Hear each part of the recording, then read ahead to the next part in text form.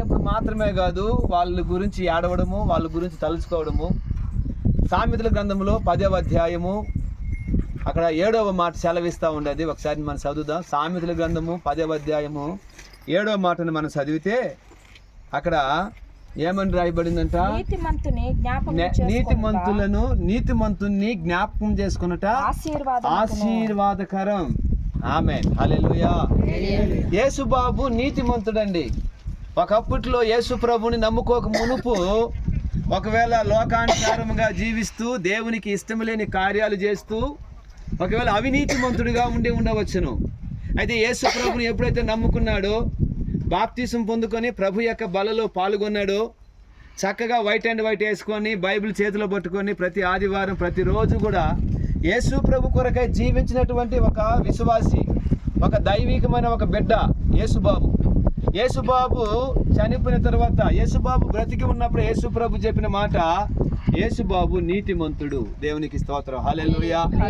యేసుబాబు మన మధ్యలో శరీర ప్రకారముగా భౌతికంగా మన మధ్యలో లేనప్పటికీ ఆయన దేవుని యొక్క సన్నిధానములో, దేవుని యొక్క కుడి పార్శ్వమున దేవుని సన్నిధిలో కూర్చొని ఉన్నాడు.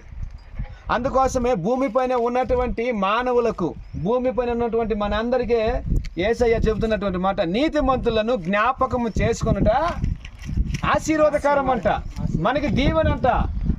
ఎందుకోసము? ఇలాంటి మరణము ఎవరికి రాదు, ఇలాంటి మరణము ఎవరు కూడా పొందలేరు. మంచి మరణము, మంచి భయభక్తితో కూడినటువంటి మరణము, విశ్వాసముతో కూడినటువంటి ఒక మరణం, ఒక నీతితో కూడినటువంటి ఒక మరణం. అలాంటి మరణము పొందినటువంటి వ్యక్తిని సంవత్సరానికి ఒకసారి లేకపోతే ఎప్పుడైనా మనకి ఆలోచన వచ్చినప్పుడల్లా మనము జ్ఞాపకము చేసుకోవడము మనకి దీవెనంట, మనకి ఆశీర్వాదం అంట. బతికి ఉన్నటువంటి భూమి పైన ఉన్నటువంటి ప్రతి మనిషికి కూడా దీవెనకరం అనేది దేవుని యొక్క వాక్యం చెప్పబడుతున్నది. ఆమేన్, హల్లెలూయా. తెలంగాణ, నేను పోయినసారి చెప్పినట్టు గుర్తున్నది, తెలంగాణ ప్రాంతంలో 4 కుర్రోళ్ళని చంపేశారు. ఎవరు? పోలీసులు. 4 కుర్రోళ్ళని ఏం చేసి ఎన్కౌంటర్ చేసేశారు. ఇప్పుడు వాళ్ళని జ్ఞాపం చేసుకుంటారా? వాళ్ళ యొక్క కార్యాల గురించి జ్ఞాపం చేసుకుంటారా? లేదు. అది దీవెన కాదు, అది ఆశీర్వాదం కాదు, అది సమాజానికి, సంఘానికి, కుటుంబానికి అది ఒక కీడు, అది ఒక చెడ్డది. అయితే యేసుబాబు దేవుని సన్నిధిలో ఒక పరిశుద్ధుడుగా, ఒక మంచి నమ్మకమైన వాడుగా దేవుని సన్నిధిలో బ్రతికి చనిపోయాడు. అందుకే నీతిమంతులను జ్ఞాపకం చేసుకున్నట భూమిపైన ఉన్న మానవునికి, మనుషులకు అందరికీ కూడా ఆశీర్వాదకరం. ఎందుకు ఆశీర్వాదం అంటే, ఈరోజు ఈ సమాధి దగ్గర నిలబడి మనం పాట పాడి ప్రార్థన చేసి దేవుని యొక్క వాక్యము చెప్తున్నాం.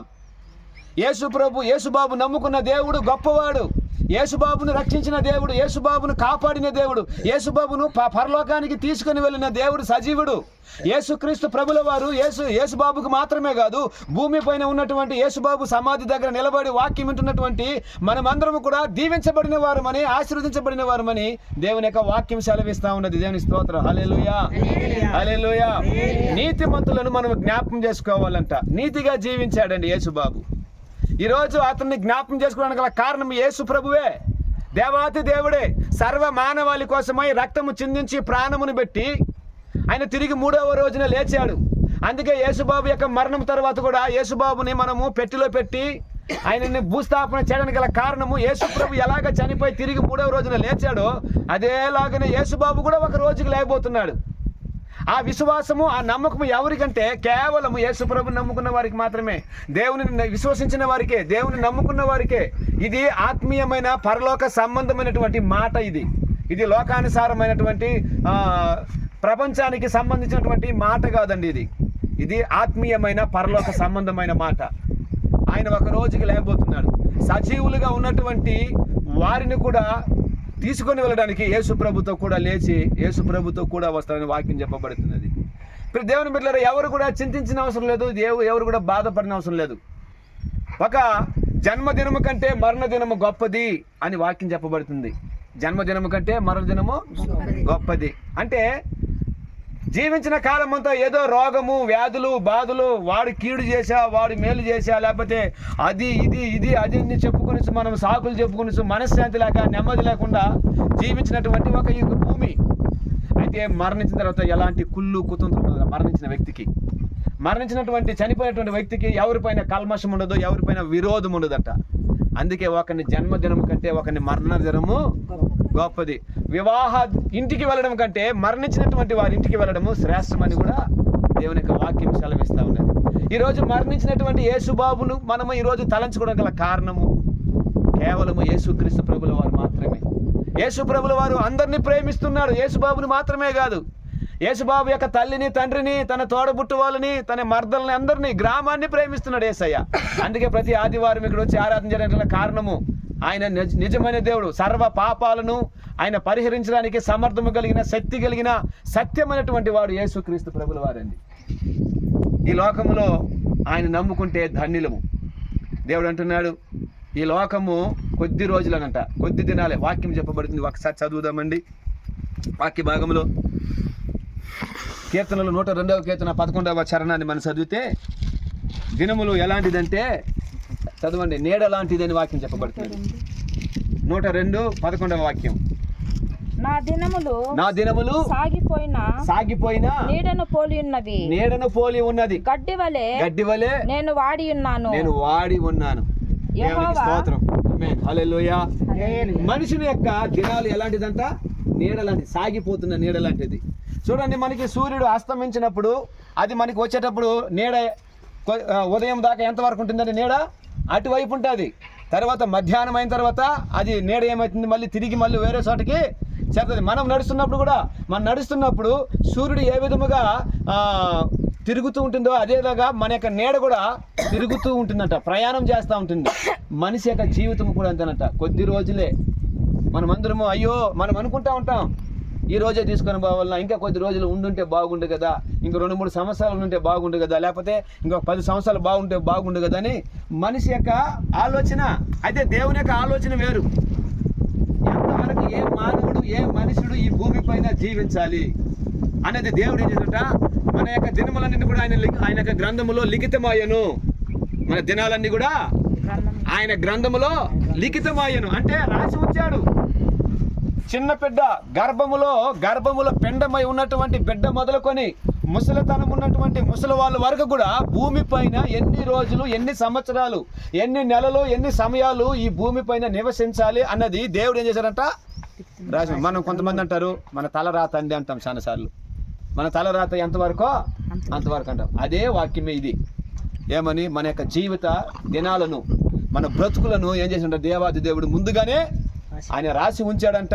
ఇన్ని సంవత్సరాలు నువ్వు ఇక్కడ ఉండాలా, పలానా రోగముతో బతకాల, పలానా సమస్యలతో బతకాల, పలానా ఇంటిలో నువ్వు బ్రతకాల, పలానా భార్యకు భర్తగా ఉండాలా, పలానా భర్తకు నువ్వు భార్యగా ఉండాలా, పలానా కుటుంబానికి మీరు చెందిన వారిగా ఉండాలి, పలానా గ్రామానికి చెందిన వారిగా మీరు ఉండాలని చెప్పి దేవుడు ఎప్పుడో రాసి ఉంచాడు. దేవుని బిడ్డలారా, ఈ సత్యాన్ని మనం తెలుసుకొని యేసుబాబులాగా మనం కూడా బతకడానికి మనం ప్రయాసపడాలి, కష్టపడాలి. మన యొక్క దినాలు ఎలాంటి దినాలంట? చెడ్డ దినాలు, నీడ లాంటి దినాలంట. నీడలాగా కొనసాగితే వెళ్ళిపోతూ ఉంటుంది. దానికోసం మనం చింతిన, నేను బిల్డింగ్ కట్టి చచ్చిపోతాను, పెళ్లి చేసేసి నాకు చచ్చిపోతాను. కొంతమంది అంటూ ఉంటారు, నేను పెళ్లి చూసేంత వరకు నాకు కళ్ళు ఏమైనంటారు.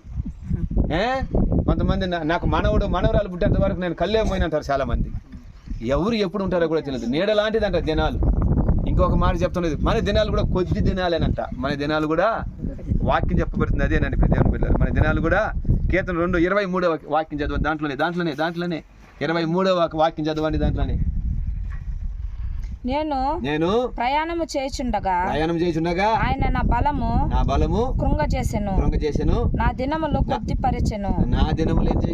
కొద్దిపరచెను. ఎప్పుడు చూసినా మనిషి బలంగానే ఉంటాడండి. ఇప్పుడు నాకు 40 సంవత్సరాలండి. నేను 15 సంవత్సరాలు చేసిన కష్టం వేరే, 15 సంవత్సరాల్లో ఉండే బలం వేరే, 20 సంవత్సరాల్లో ఉండే శక్తి వేరే. ఇప్పుడు 40 సంవత్సరాలు వచ్చింది. నేను కటింగ్ చేసినప్పుడు కటింగ్ అని చెప్పాను, సరిగ్గా నిద్ర రావట్లేదు ఇప్పుడు మధ్యలో అంటాను. ఒకప్పుడు నిద్ర బాగుపోయేవాళ్ళం. వయసు పెరిగే కొద్దికి నిద్ర రాదు. ఎందుకంటే పిల్లల బాధ్యతలు, కుటుంబ బాధ్యతలు, రకరకాలైనటువంటి సమస్యలు అన్నీ మనిషి పెరిగే కొద్దికి, మనిషి వయసు పెరిగే కొద్దికి ఆలోచనలు విపరీతమైపోయి మనిషి యొక్క జీవితం కూడా కొద్దిగానే తయారైంది. అందుకే వాక్యం చెప్పమని, నేను ప్రయాణం వయసు ఉండగా నా బలమును ఎంతవరకు పరిగెడతాం మనము? ఏమండి, ఒక మనిషి దరిదాపు 1 కిలోమీటరు స్పీడ్గా పరిగెత్తగలుగుతాడు. ఇంక 2 కిలోమీటర్ దూరం వచ్చినాప కొంచెం స్లో తగ్గుతాడు. 3 కిలోమీటర్కి వస్తే ఇంకా కొంచెం స్లో, 4 కిలోమీటర్కి వస్తే ఇంక స్లో, 5 కిలోమీటర్కి అక్కడ పడిపోయా. అదే వాక్యము దావీదు భక్తుడు అంటున్నాడు, నేను ప్రయాణం అవుతుండగా నా బలమును ఆయన కృంగ చేశాను. మంది అంతే, ముందు కష్టపడినట్టుగా, ముందు బతికినట్టుగా, ముందు తిన్నట్టుగా, ముందు తిరిగినట్టుగా మనము రాబోయే దినాల్లో తిరగలేమంట. రాబోయే దినాల్లో మనము సంతోషముగా కులాసాగా మనం ఎప్పుడు కూడా ఉండలేమంట. సస్యశ్యామలముగా సంతోషాన్ని అనుభవించలేమంట. మంది దినాలు కొద్దే. ఆ దినాల్లో ప్రభువును స్తుతించాలని, ప్రభువును ఆరాధించాలని, ప్రభు కొరకు బ్రతకాలని దేవుని యొక్క వాక్యం సెలవిస్తూ ఉన్నది. ఈ దినాలన్నీ కూడా కొద్దే, మాయమైపోతున్నట్టు ఈ దినాలు కూడా. ముందున్న రోజులు వేరే, ఇప్పుడు ఉండే రోజులు కూడా వేరేనండి. ఇప్పుడన్నీ ఈ సెల్ ఫోన్లు వచ్చినాయి. టక్ మన కళ్ళు మూస్తే కళ్ళు తెరిచే సెల్ ఫోన్ లేకుండా మనం ఉండలేం. ఆ రోజుల్లో సెల్ ఫోన్లు ఉన్నాయా? లేనే లేదు అసలు. ఆ దినాలు వేరే, ఈ దినాలు వేరే. ఇదంతా కూడా నాశనకరమైన దినాలే. ముందున్న రోజులన్నీ కూడా ఒక మంచి మేలైన రోజులే. ఒకరికి సహాయం చేసే రోజులు ఆ రోజుల్లో, ఒకరిని ఆదుకునే రోజులు. ఈ రోజుల్లో ఎవరి స్వార్థం వాళ్ళది. అందుకే దినాలన్నీ కూడా కొద్ది దినాలంట. ఆ దినాల్లో మనం ఎలా బతుకుతున్నాం అనేది చాలా ప్రశ్న కావాలండి మనకి. ప్రతి ఒక్కరికి కూడా ఒక ప్రశ్న ఉండాలి. నేను ఈరోజు ఎలా బతుకుతున్నాను, ఈరోజు నేను ఏం చేస్తున్నాను, నా బతుకు ఏంటి అనేది మనం ఎప్పుడు కూడా మనం ఆలోచన చేసుకోవాలి. ఈరోజు మన యేసుబాబు యొక్క మరణ దినాన్ని జ్ఞాపకం చేసుకొనొచ్చు. ఈరోజు యేసుబాబు యొక్క ఆత్మ దేవుని సన్నిధిలో చేర్చబడింది. శరీరము కుళ్ళిపోయిందండి. శరీరం ఎప్పుడో పోయింది, మొత్తం కుళ్ళిపోయింటుంది. 1 ఎముకలు మాత్రమే ఉంటాయి. అది యేసుబాబైనా, నేనైనా, నువ్వైనా, ఎంత బలాఢ్యుడైనా, ఎంత ధనవంతులైనా, ఎంత గనులైనా, ఎంత ఐశ్వర్యవంతులైనా, ఎంత సినిమా యాక్టర్ అయినా, ముఖేష్ అంబానీ అయినా, అనిల్ అంబానీ అయినా చచ్చిపోయిన తర్వాత దరిదాపు 1 సంవత్సరం లోపల శరీరం అంతా కూడా ఏమైపోద్దండి, మట్టిలో కలిసిపోతుంది. కేవలం ఎముకలు. ఆ ఎముకలు కూడా కొద్ది సంవత్సరాలు మాత్రమే, మళ్ళీ లాస్ట్గా అవి కూడా ఉండదు. మన ఆత్మ దేవుని ఎద్దుకు వెళ్ళాలండి. అందుకే ప్రతి దేవుని బిడ్డలారా, ఈ మధ్యాహ్న కాల సమయంలో మీకు అందరికీ విన్నపించుకున్నట్టు ఒక మాట ఏంటంటే, నీతిమంతుని జ్ఞాపకం చేసుకున్నట్టు మనకు ఆశీర్వాదకరం. ఆ నీతిమంతుల్లోనికి మనం కూడా నీతిమంతులుగా తీర్చబడాలి. మనము చనిపోయినప్పుడు ఇలా ఒక గుంపు నిలబడి మన వాళ్ళ గురించి జ్ఞాపకం చేసుకునే ఒక గుంపు రావాలి. హల్లెలూయా. ఈరోజు యేసుబాబుని గురించి మన జ్ఞాపకం. మన గ్రామంలో ఎంతోమంది చనిపోయినారు. ఇలాంటి కూటము, ఇలాంటి ప్రార్థన, ఇలాంటి భక్తితో కూడిన విశ్వాసము లేదండి. కారణం ఏంటంటే వాళ్ళందరూ కూడా నీతిమంతులు కాదు అని వాక్యం చెప్పబడింది. యేసుబాబు నీతిమంతుడు. ఎందుకంటే యేసుప్రభు నమ్మిన తర్వాత తను చేసిన పాపములన్నీ కూడా యేసుప్రభు సన్నిధిలో ఒప్పుకున్నాడు, విడిచిపెట్టాడు, పరిశుద్ధునిగా మార్చబడ్డాడు. ఆ పరిశుద్ధుడే నీతిమంతుడిగా తీర్చబడ్డాడు. ఆ నీతి ఈరోజు అతనిని పరలోకానికి తీసుకున్నాడు. ఒకవేళ ఈరోజు యేసుబాబు మరణం, రేపు మందండి, రేపు మనది, రేపు నాది. ఎక్కడికో వెళ్ళిన అవసరంలా. ఈరోజు యేసుబాబుది, రేపు నాది, ఎల్లుండికి ఎవరిదో. అలాగా దినాలు కొద్దివి, దినాలు కొంచెమే, నీడవలే ఉంటున్నాయి మన దినాలు. దాన్ని గుర్తు చేసుకొని యేసు ప్రభు కొరకై మన జీవితాలను అప్పగించి ఒక నీతిగా మనం బ్రతికినప్పుడు పరలోక రాజ్యాన్ని పొందుతాం. వచ్చినటువంటి బంధువులకు, స్నేహితులకు, సంఘమునకు, తల్లిదండ్రులకు, అందరికీ, రక్త సంబంధులందరికీ కూడా తెలియజేస్తున్నటువంటి ఒక మాట, యేసు ప్రభువుని నమ్మి నీతిమంతులుగా జీవించినప్పుడు ఒక ఆశీర్వాదకరమైన జీవితాన్ని మనం ఈ భూమిపైన వాళ్ళందరికీ మనం ఇచ్చిన వారం అవుతాం. అట్టి కృప ఆశీర్వాదం ఇక్కడ ఉన్న వారందరికీ దేవుడు అనుగ్రహించిన గాక. ప్రార్థన.